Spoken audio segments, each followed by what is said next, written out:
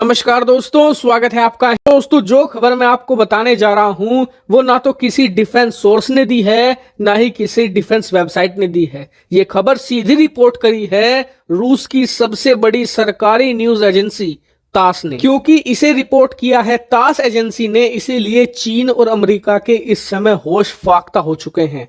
चीन के होश इसलिए उड़ रहे हैं क्योंकि वो पिछले कई सालों से खुलेआम कहता है कि रूस उसका सबसे बड़ा मिलिट्री पार्टनर है, उसका भाई है, उसका सबसे करीबी दोस्त है। लेकिन उसके इसी सबसे करीबी दोस्त रूस ने भारत को एक ऐसा ऑफर दे दिया है जिसके बारे में चीन सोच भी नहीं सकता। वही टेंशन में अमेरिका भी है कि कहीं भारत रूस का Su-57 ना खरीद ले। लेकिन ये पूरी खबर है क्या और भारत को क्या ऑफर दिया है रूस ने, ये तो मैं आपको बताऊंगा ही। लेकिन सबसे बड़ी बात आपको ये जाननी चाहिए कि अचानक से रूस ने भारत को Su-57 का ऑफर क्यों दिया है, क्योंकि इसके पीछे दो सबसे बड़ी वजह हैं, वो मैं आपको एंड में बताऊंगा। सबसे पहले ऑफर सुन लीजिए। तो दोस्तों, रूस की तरफ से भारत को ये ऑफर दिया गया है कि आप हमारा Su-57 स्टेल्थ फाइटर जेट खरीद लीजिए। अगर आप ऐसा करेंगे तो हम इन्हें को प्रोडक्शन में बनाएंगे, यानी कि भारतीय कंपनियों के साथ मिलकर इनका निर्माण कार्य किया जाएगा। यहां तक कि ये Su-57 भारत की जो HAL कंपनी है उसी की फैक्ट्री में बनाए जाएंगे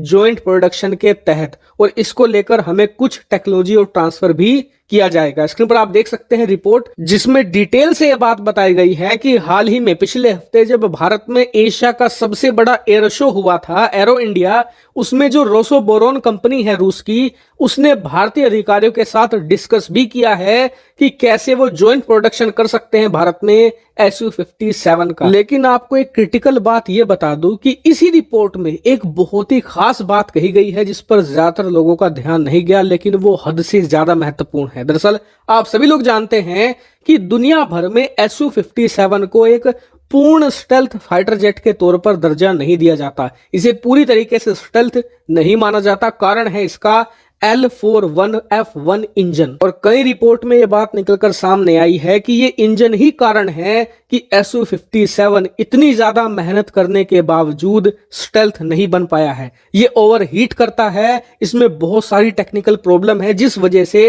ये फाइटर जेट को रडार के सामने पूरी तरीके से एक्सपोज कर देता है और उसकी स्टेल्थनेस नहीं रह पाती। और तास की इस रिपोर्ट में भी यही बात कही गई है कि जो इस समय रूस के पास है Su-57E वर्जन, उसे भारत एक्सेप्ट नहीं करेगा L41F1 इंजन के साथ में।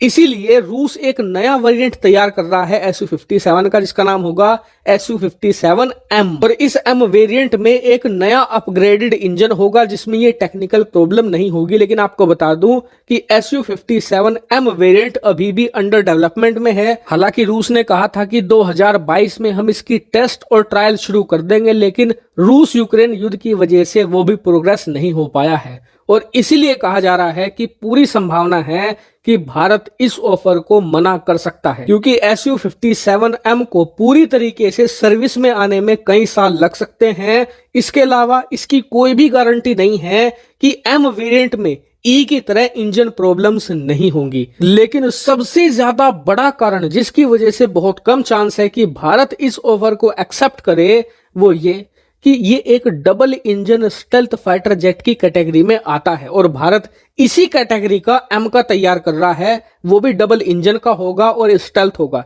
ऐसे में ये हमारे M का डायरेक्ट कंपटीशन है, और अगर हम इसे खरीदते हैं तो हम अपने M का प्रोजेक्ट को ही किल कर रहे होंगे। इसीलिए कोई भी चांस फिलहाल तो नहीं लगता कि भारत Su-57 को लेगा। लेकिन अब सबसे बड़ा सवाल है कि अचानक से रूस ने भारत के सामने Su-57 का प्रोजेक्ट रखा क्यों है।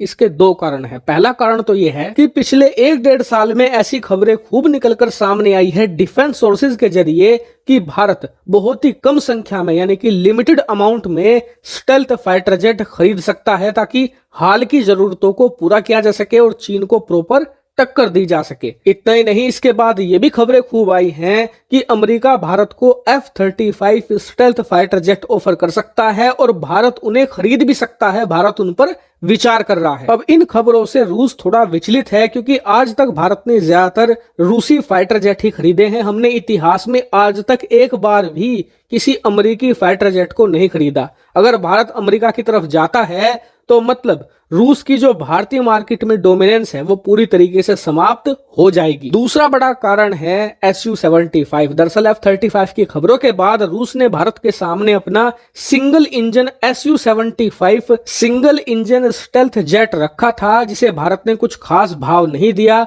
ऑलमोस्ट रिजेक्ट ही कर दिया है। इसी बात को देखते हुए रूस ने उससे ज्यादा इंप्रूव, उससे ज्यादा ताकतवर और double engine stealth jet Su-57 को ऑफर कर रहा है। मतलब अगर आप देखें तो रूस बस पूरी कोशिश कर रहा है कि अगर भारत कोई फाइटर जेट खरीद रहा है तो वो किसी भी हालत में अमेरिकी ना हो, वो रूसी ही होना चाहिए। हालांकि इस पूरी डेवलपमेंट पर मैं नजर बनाए हुए हूं, जैसे ही इस पर कोई बड़ी खबर आती है मैं तुरंत आपको सूचित कर दूंगा। Thank you very much for watching video.